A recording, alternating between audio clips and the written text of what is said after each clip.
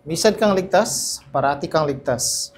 Sabi na kang Romans 4 verse 4 and 5, Now to him that worketh is the reward, not reckon of grace, but of debt. But to him that worketh not, but believeth on him that justifieth the ungodly, his faith is counted for righteousness. Kaya ni kang salita na ning Ginoo, sabi na nung menampalataya ka, ligtas ka. Sabi na kaya ni, binilang nening Diyos, ing katwiran mo ka rin.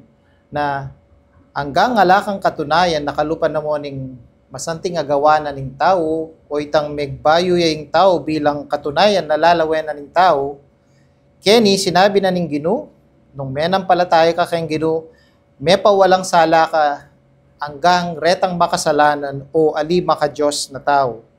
Na misan pa akit tamo, na ingkaligtasan tamo, aliya mayayakit keng gawa na ning tao, na nung menampalataya ka kayong Ginoo, binilang nening Diyos, ing katwiran kaya ka, at misan pa, akit tamong malino, kening bersikulo, Romans 4, verse 4 and 5, misan kang may ligtas, parati na kang ligtas.